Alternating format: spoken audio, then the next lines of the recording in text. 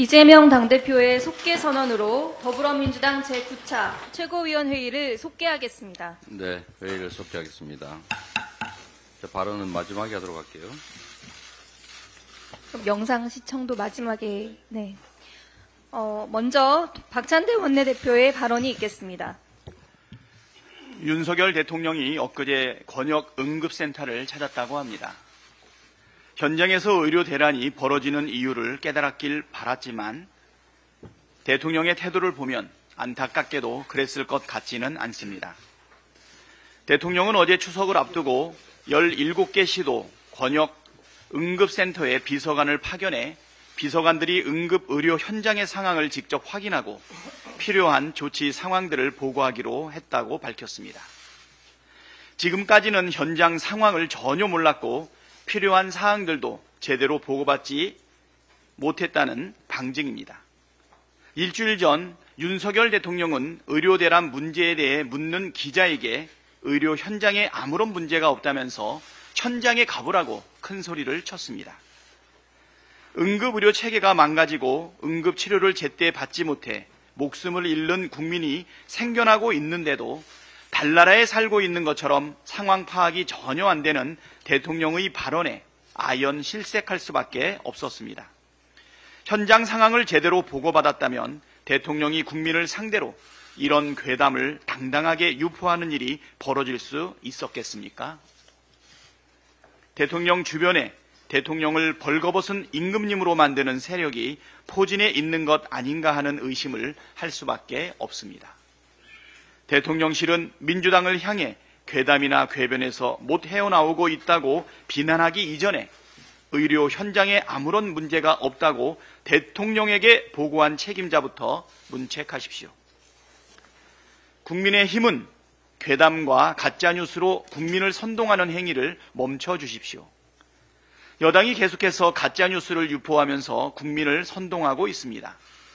민주당이 제안한 민생회복지원금을 현금살포법이라고 지칭하는 것이 대표적입니다.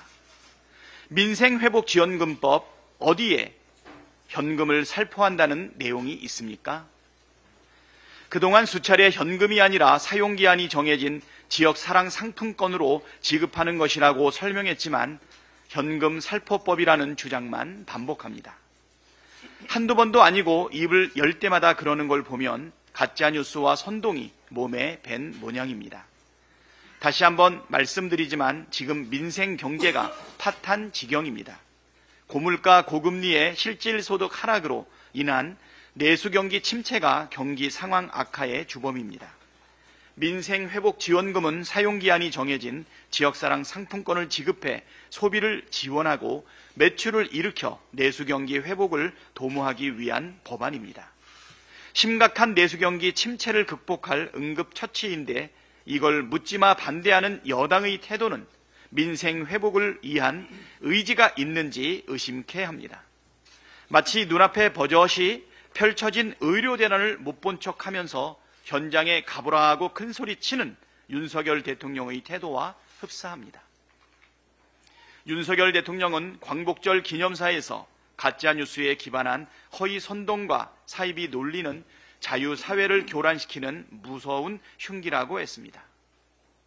국민의힘은 가짜뉴스로 국민을 선동하는 흉기가 되지 말고 민생을 책임져야 하는 집권 여당답게 내수경기 회복을 위한 민생회복지원금에 대해 진지하게 검토하고 받아들이길 바랍니다. 김건희 특검법을 해야 하는 이유가 계속 추가되고 있습니다. 주가 조작, 명품백 수수, 고속도로 특혜, 해병대원 순직사건 수사 외압에 이어 어제는 총선 공천 개입 국정농단 의혹까지 불거졌습니다. 대통령실에서는 김영선 의원이 컷오프됐고 결과적으로 공천받지 못했으니 공천 개입이 아니라고 주장하는데 주가 조작으로 이익을 못 봤으니 주가 조작이 아니라는 말과 닮았습니다. 대통령 배우자도 범죄를 저질렀으면 수사받고 처벌받는 것이 공정입니다. 하루하루 시간이 지날 때마다 범죄 의혹들이 하늘 높은 줄 모르게 쌓여가고 있습니다. 깔끔하게 특검으로 털어낼 건 털어내고 밝힐 건 밝혀야 합니다. 윤석열 대통령과 국민의힘이 김건희 특검법을 수용하길 바랍니다.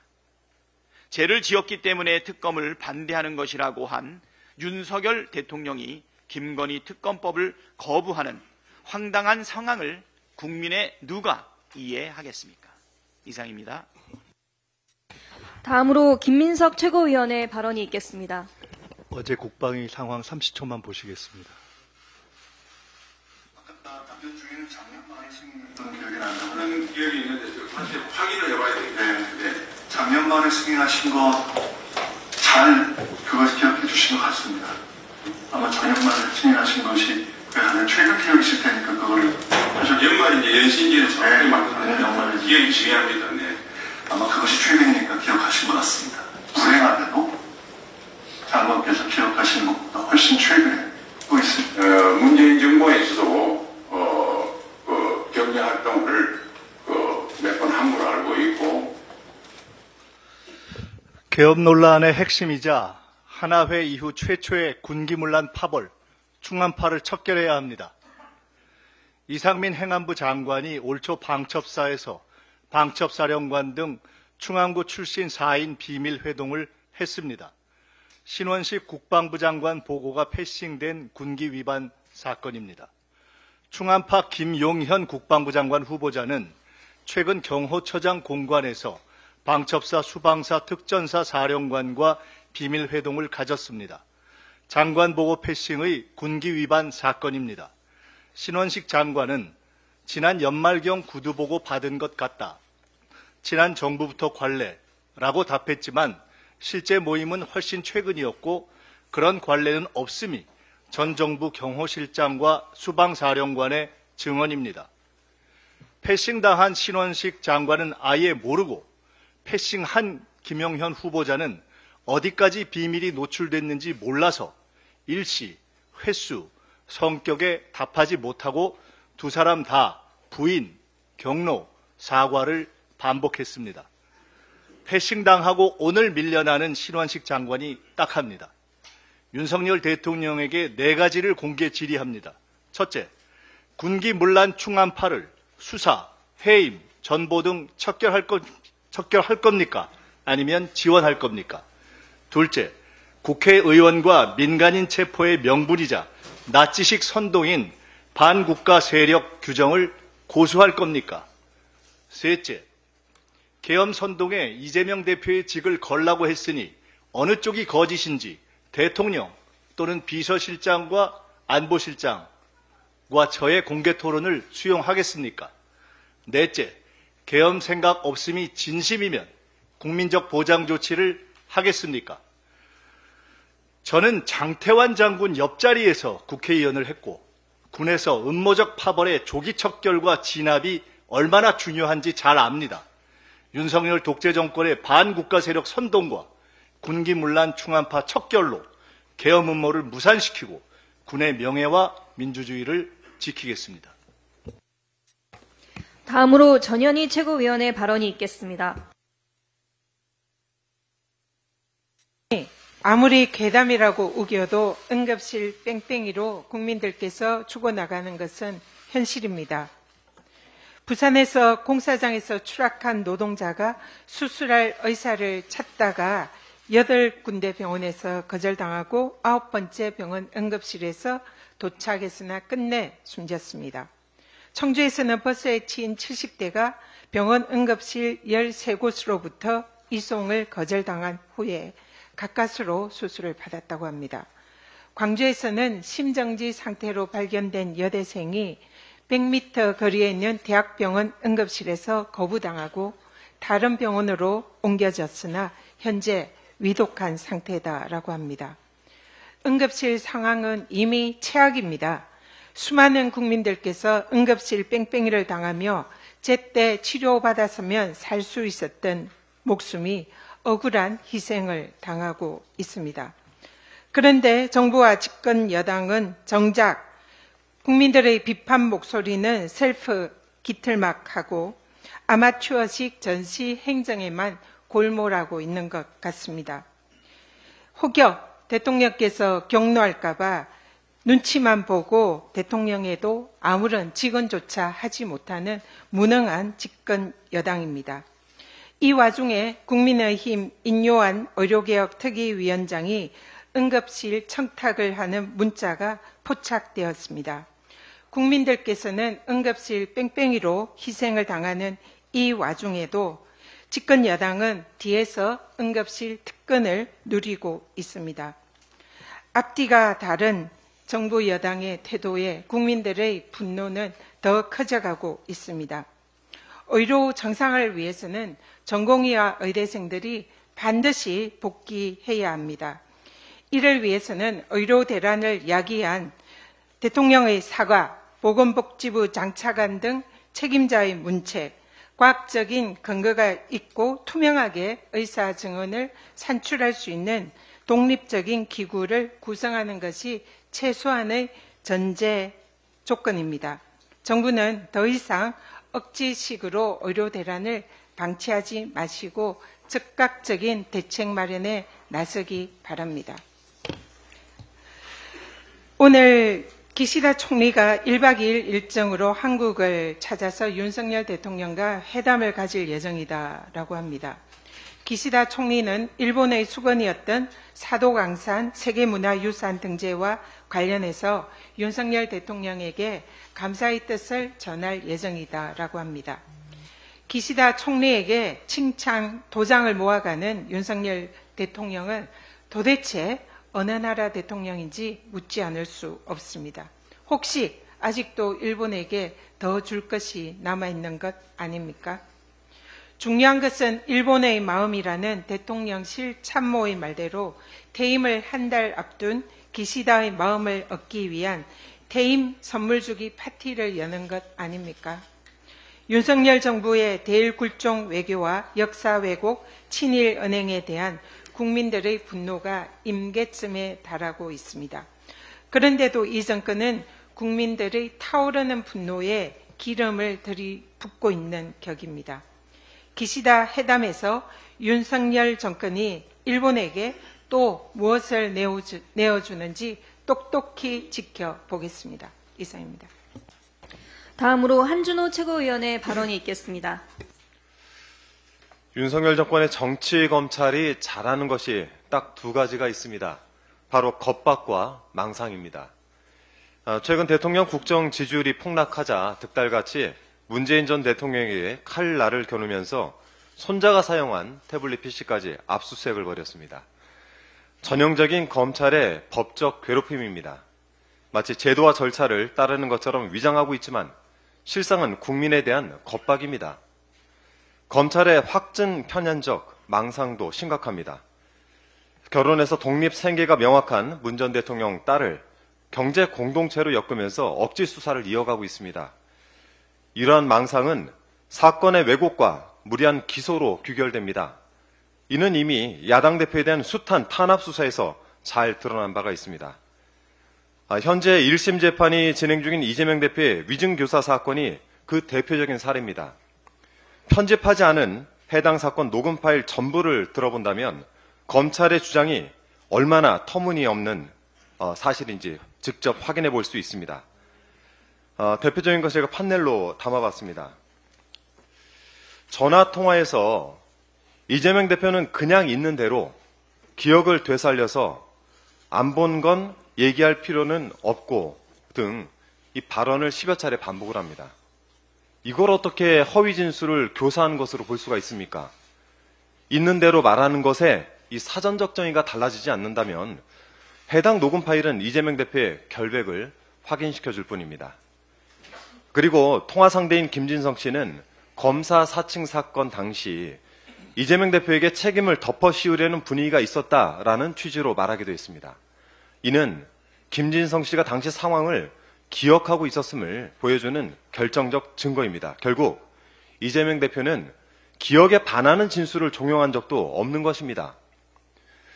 법리적으로 위증교사죄가 성립하려면 교사자가 증언 내용을 구체적으로 특정해야 하고 그 내용이 허위라는 사실을 인식해야 하나 해당 녹음 파일을 들어본다면 이에 해당하지 않음을 충분히 확인을 할 수가 있습니다. 유튜브에 보시면은 30분 정도 분량의 전체 파일들이 돌아다니고 있던데 이 녹취를 한번 꼭 찾아봐 주시고 여기 계신 기자분들께서도 한번 전체 풀 버전을 찾아서 한번 들어봐 주시기를 제가 정말 부탁을 드리겠습니다. 자, 그런데도 검찰은 중요 발언을 누락하고 맥락을 왜곡해서 공소장을 작성했습니다.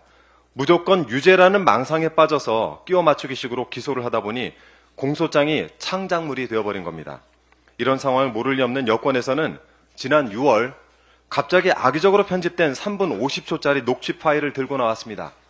판결을 앞두고 판사가 유죄 예단을 갖도록 수사 정보를 흘리고 여론을 호도하려는 비열한 꼼수였습니다. 이제 더 이상 두고 볼 수가 없습니다.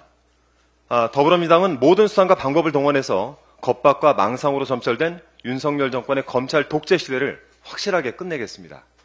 한 가지 더 말씀을 좀 드리겠습니다. 2020년 6월 15일 로데오 거리의 어느 커피숍에서 김세희, 강용석, 민경욱 세 사람이 만났고 강용석이 민경욱에게 현찰 2천만 원을 쇼핑백에 넣어 돌돌 말아 전달했다. 민경욱 전 의원의 불법 정치자금 수수 의혹 내용을 종합해본다면 이렇습니다. 지금까지 수많은 불법 정치자금 의혹을 제가 접해봤지만 이렇게 육하 원칙이 명확한 의혹 제기가 또 있을까 싶습니다. 125명 당협위원장이 소송을 걸었잖아. 판넬과 함께 봐주시죠. 우리 돈, 그 모금 돈으로 소송을 걸었어요. 제가 한 말이 아닙니다. 가로세로 연구소가 모금한 돈은 민경욱 전 의원만 받은 것이 아니었다는 주장까지 나왔습니다. 낙선한 뒤 받은 돈이라 해도 선거 무효소송에 쓰인 돈은 정치 자금이라고 합니다. 불법 정치자금 수수 의혹이 터져나오는데 검찰은 대체 왜 수사를 안 하고 있습니까?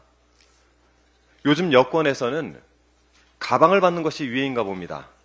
감사 표시에는 디올백, 선거 불복에는 쇼핑백입니까? 자, 그래도 이런 것 받으면 불법이고 불법은 반드시 수사를 해서 처벌해야 하는 것은 온 국민이 공유하는 상식입니다. 검찰은 제발 상식 수준이라도 지켜가면서 부디 공정하게 수사하기를 거듭 촉구합니다. 이상입니다. 다음으로 김병주 최고위원의 발언이 있겠습니다. 네, 우리나라 대통령은 도대체 누구입니까? 윤석열 정권인지 김건희 여사인지 헷갈릴 정도입니다. 김건희 여사가 지난 총선 때 공천에 개입했다는 의혹이 제기됐습니다. 보도 내용이 상당히 구체적입니다. 김건희 여사가 한 국민의힘 의원에게 지역구를 옮기면 대통령과 맞춤형 공약을 마련해 지원하겠다는 제안을 했다고 합니다. 실제 윤석열 대통령은 민생토론의 명목으로 전국을 다니며 노골적으로 총선에 개입을 했습니다. 김건희 여사의 공천 개입설은 그동안 정치권에선 공공연한 비밀이나 다름없었습니다. 터질 것이 터진 겁니다. 영부인이 당무와 선거에 개입했다면 명백한 국정농단입니다. 묵과할 수 없는 일입니다. 실체적 진실을 밝혀야 합니다. 부산의 한 공사장에서 추락한 노동자가 수술할 의사를 찾지 못해 숨졌습니다. 윤석열 정권이 낳은 참사입니다. 의료대란이 낳은 비극입니다. 고인의 명복을 빕니다. 이런 가운데도 아주 상반된 사건이 세간에 드러났습니다. 의사 출신 국민의힘 의원의 뒷배를 활용해 수술을 받은 사례가 나왔습니다. 모니터를 봐주십시오. 인유한 국민의힘 최고위원이 어제 본회의장에서 휴대전화 메시지를 확인하는 모습입니다. 부탁한 환자 지금 수술 중, 이런 메시지를 받고 감사 이렇게 답했습니다. 언제부터 대한민국이 뒷배 없으면 수술도 못하는 나라가 됐습니까? 언제부터 대한민국이 뒷배 없으면 죽는 나라가 됐습니까?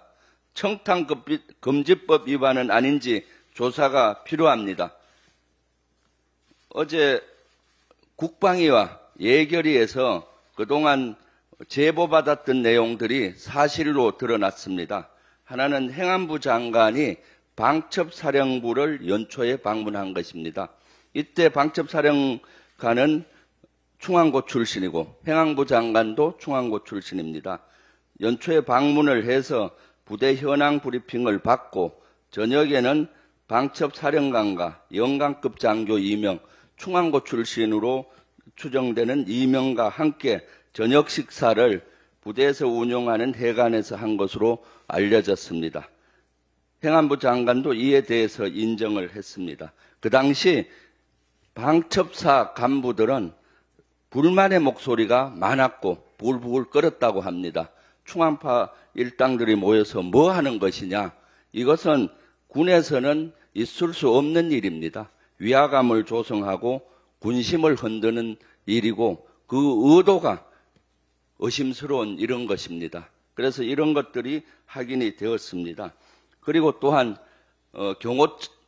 김용현 국방장관 후보자가 경호처장 시절에 경호처장 공관에 3명의 핵심 사령부 사령관, 특전사령관, 수방사령관, 방첩사령관을 불러서 모임을 했다고 합니다.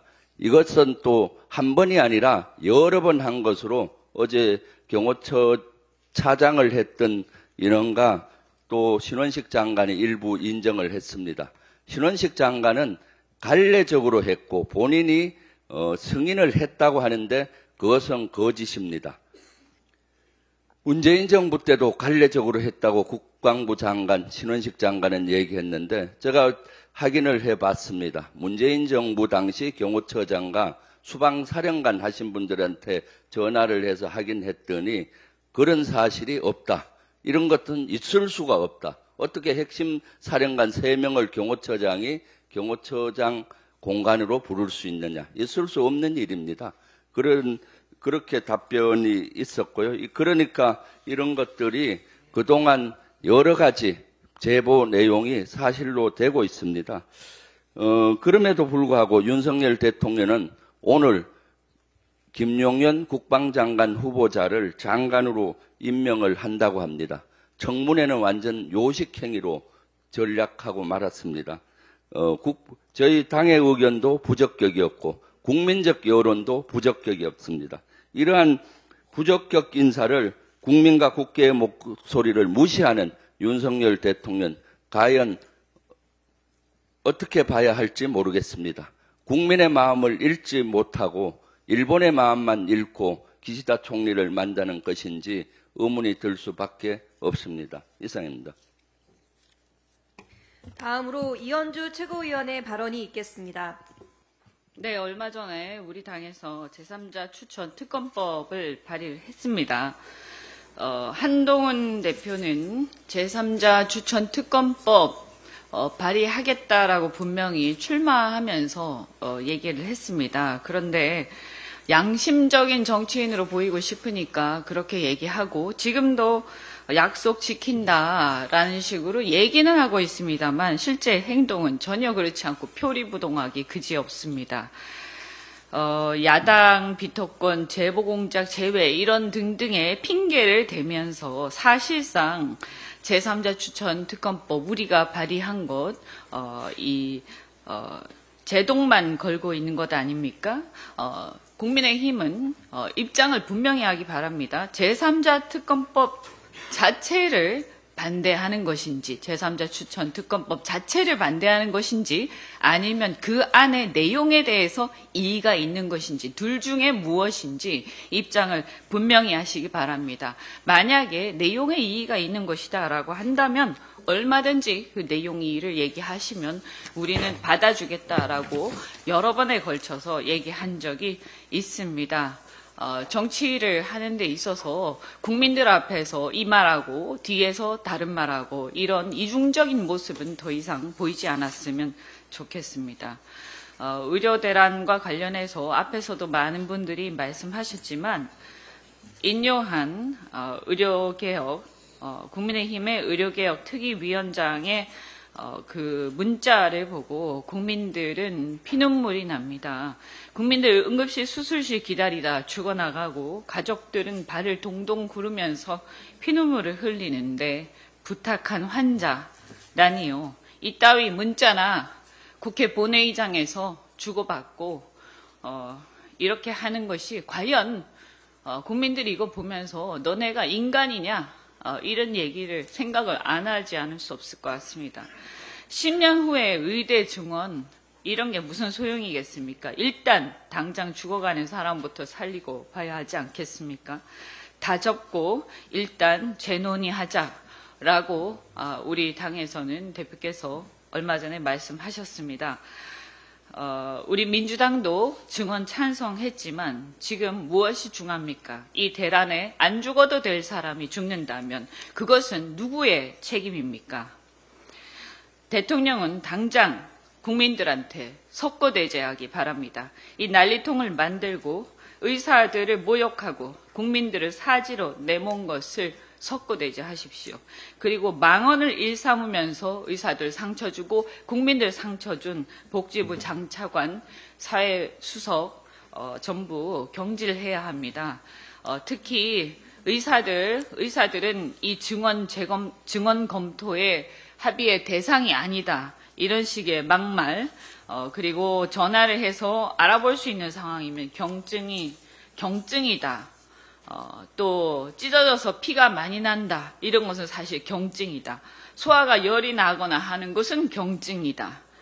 필수 의료진 낙수 효과 때문에 필수 의료진을 폄훼하고 자괴감을 유발시켜서 도저히 돌아올 수 없는 상황을 만든 박민수 차관, 그리고 거기에 더해서 의사들이 현장 떠나는 사례에 대해서 의사들만 계속 비난하고 있는 총리와 복지부 장관, 지금 전부 다 이 사태에 공동 책임이 있다라고 생각을 합니다. 그리고 얼른 이분들을 경질하고 장차관을 경질하고 국회에서 비상협의체 구성을 하자라고 저희가 건의를 한 바가 있습니다. 빨리 하루빨리 이 문제를 수습해야 한다라고 다시 한번 강조드리겠습니다. 하나만 더 말씀드리겠습니다. 오늘 저희가 최고위원 2명 최고위원회에서 몇 분이 부산을 방문합니다. 부산 방문을 앞두고 부산 엑스포 유치 실패 이야기를 안 드릴 수가 없습니다. 많은 보도를 통해서 이미 아시겠지만 부산 엑스포 유치를 위해서 정부가 들인 예산이 총 5,744억 원이 투입이 됐습니다. 그런데 윤석열 정부 어떻게 기만했습니까? 박빙, 팽팽한 접전, 역전 이런 발언으로 국민 기대심만 높이고 결과는 29대 119로 참패했습니다. 세계적 망신도 이런 망신이 없었습니다. 부산시는 해외보다 국내 언론에 훨씬 더 많은 예산을 쓴 것으로 드러났습니다. 이렇게 혈세를 부어서 엑스포 핑계로 사실상 자기 치적 홍보에 혈안이 됐던 것, 이것은 어떻게 보면 업무상 배임에 해당되는 게 아닌가 하는 생각까지 듭니다. 국민이 납득할 수 있도록 이 문제에 대해서 국정감사 그리고 필요하면 국정조사까지 추진해야 한다고 생각합니다. 부산 엑스포 유치 실패 그 자체뿐만 아니라 국민들에게 엄청난 상처를 준 이 사태에 대해서 그 책임을 명명백백하게 밝혀야 한다고 생각합니다. 마지막으로 이재명 당대표의 발언에 앞서 잠시 영상 시청이 있겠습니다. 지난달 중순 지난 9일 어제 오후 4시 23분 주말 밤 8시 40분쯤 2살 유아가 40대 임산부가 체온이 40도가 넘은 60대 환자를 병원 19곳에 전화를 1시간 반 돌렸지만 동안 26곳이 거절했고 결국 이 환자는 숨졌습니다. 응급의료 시스템이 점점 붕괴되어 가고 있다라고 현장에서 느끼고 있습니다. 국민들을 병원에 이송을 해야 되는 과정이 너무나 힘듭니다. 받아주는 데가 다 없기 때문에 어머님도 같이 돌리셔야 돼요. 이렇게 구급대원이 말씀하시더라고요. 이미 한계를 지난 상황이고요. 당장 저조차도 언제까지 버틸 수 있을지 장담을 드리지 못하겠어요. 이러다가 정말 죽을 것 같습니다. 추석 때는 큰 문제가 생길 것이라고 저희는 걱정을 하고 있고요. 지난달 중순 지난 9일 어제 오후 4시 23분 주말 밤 8시 40분쯤 2살 유아가 40대 임산부가 체온이 40도가 넘은 60대 환자를 병원 19곳에 전화를 1시간 반 돌렸지만 동안 26곳이 거절했고 결국 이 환자는 숨졌습니다. 응급의료 시스템이 점점 붕괴되어 가고 있다라고 현장에서 느끼고 있습니다. 국민들을 병원에 이송을 해야 되는 과정이 너무나 힘듭니다. 받아주는 데가 다 없기 때문에 어머님도 같이 돌리셔야 돼요. 이렇게 구급대원이 말씀하시더라고요.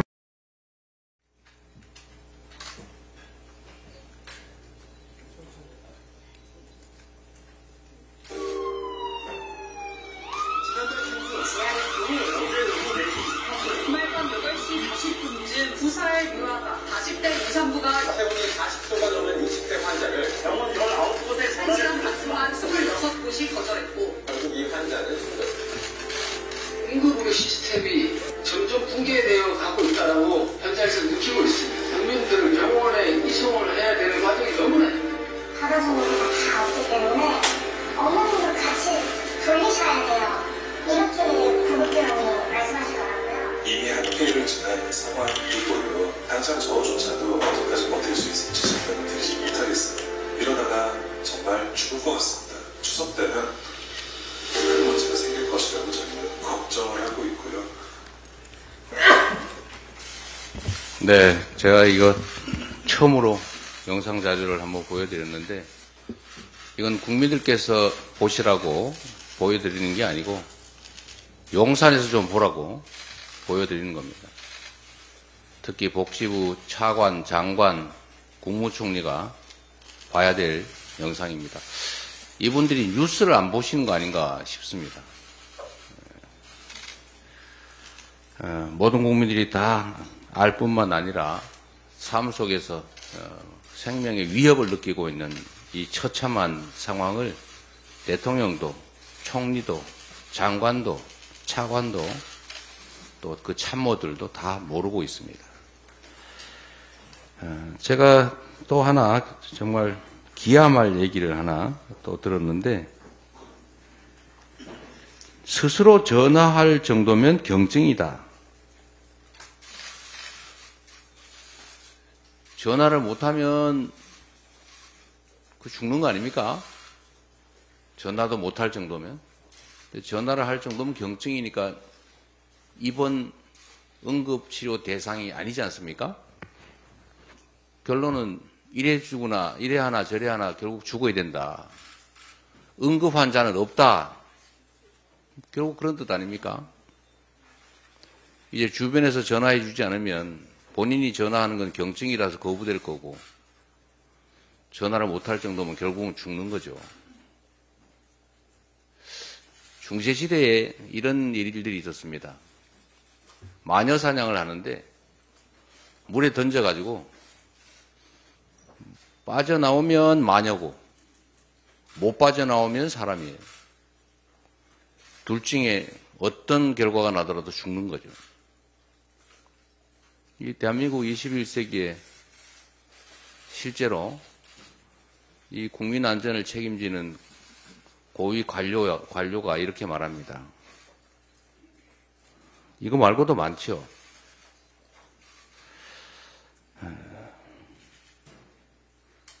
정말로 걱정입니다.